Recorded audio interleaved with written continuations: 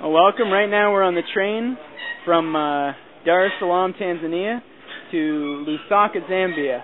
And as this devotional progresses, you're going to see the scenery in the background change. It's a little bit bright, so you won't see much. But bear with us. And if you, let me show my friend over here for a second. This is Mr. Zachary Norton. Yep. And he works with the Peace Corps in Malawi. And he's a friend that I met on this train, and we're sharing a room together. There's two other guys. So let's begin the study. We're in Romans 1. We're picking up from where we left off last time. We ended off in Romans 1:17. So we're picking up in Romans 1:18. So I'll allow you to turn there right now, as I turn there as well. So starting Romans 1, chapter 18, let me read. God's anger is revealed from heaven against all the sin and evil of the people, the evil ways that prevent the truth from being known. God punishes them because what can be known about God is plain to them, for God himself made it plain. Ever since God created the world, his invisible qualities, both his eternal power and his divine nature, have been clearly seen. They are perceived in the things that God has made, so that people have no excuse at all. They know God, but they do not give him the honor that belongs to him, nor do they thank him. Instead, their thoughts have become complete nonsense, and their empty minds are filled with darkness. They say they are wise, but they are fools.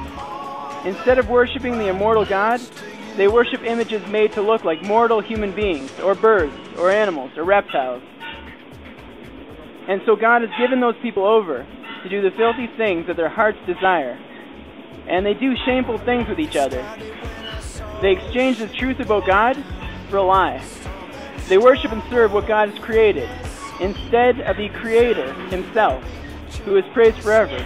Amen. Because they do this, God has given them over to the shameful passions. Even the women pervert the natural use of their sex by unnatural acts. In the same way, the men give up natural sexual relations with women and burn with passion for each other. Men do shameful things with each other, and as a result, they bring upon themselves the punishment they deserve for their wrongdoing. Because those people refuse to keep in mind the true knowledge about God, he has given them over to the corrupted mind, so that they do the things they should not do. They are filled with all kinds of wickedness, evil, greed, vice. They're full of jealousy, murder, fighting, deceit, malice. They gossip and speak evil of one another. They are hateful to God, insolent, proud, boastful. They think of more ways to do evil. They disobey their parents. They have no conscience. They do not keep their promises, and they show no kindness or pity for others. They know that God's law says that people who live in this way deserve death. Yet not only do they continue to do these very things, but they even approve of others who do them. Alright, welcome back. It's good to see you again. And it seems since we got such a great response from the last video Devo that we'll continue doing these. Now, I want to just focus on one little bit in that passage we just read in Romans. It's Romans 1:20. Since the beginning of the world, God's invisible qualities, his divine nature, and limitless power has been clearly displayed in what has been created, so that men are without excuse. Now, I mean, if these devos were 20-30 minutes long, I could probably get through the whole verse of Romans. But because these are only 5-10 minute snippets, we're not going to finish Romans 1. In fact, we're just going to focus on Romans 1:20. It's critical to understand Romans 1:20 to understand the rest of the remainder of Romans 1. Man's response. How man is accountable because there is, in fact, a God. Without a God, there's no responsibility. There's no accountability. Men are without excuse because of their senses, because of what they can see, what they can feel, what they can touch, what they can smell. We did a debate last semester on campus called Does God Exist? Now, personally, if I was the debater debating God's existence, I would have said this. Does God exist? Here's my first proof. Is this thing on? Hello. And you say, well, this is just the world. That's just grass, that's just the sun, this is just rain, this is just air that I breathe. I go to the zoo, that's just a lion, that's just a tiger, that's just a bear. Oh my. We take these things for granted. You've just come to expect them. What gives you the right to demand sun in the morning? Did you do anything for the sun? Did you give the sun a gift on its birthday? Do you control the universe? Do you spin the planets? Do you turn the earth on the rotation at just the right axis so that it faces the sun? No, in fact, you do nothing to deserve the sun. But when we don't get the sun, when we have a rainy day, everybody complains as if they deserve the sun in the first place.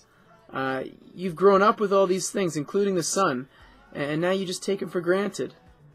When in fact, this whole world is a miracle. So in just a moment, I'm going to show you a video that I've made that kind of captures a little bit of, at least, what I see through my own eyes. I'm trying as best as I can to share with you how I see the world through my own two eyes. Because I just don't understand. I don't understand how people can look at this world and say there is no God. And so that's why I've made this video you're about to watch, because maybe you're not seeing the same things that I'm seeing. Because I swear, if you saw the things that I saw through my two eyes, you would know there's a God. Well, I'll tell you a story of whiskey and mystics and men, da-da-da, and about the believers and how the whole thing began, da-da-da. First there were women and children obeying the moon, da-da-da. Then daylight brought wisdom and fever and sickness too soon, da-da-da. You can try to remind me instead of the other, you can, da-da-da.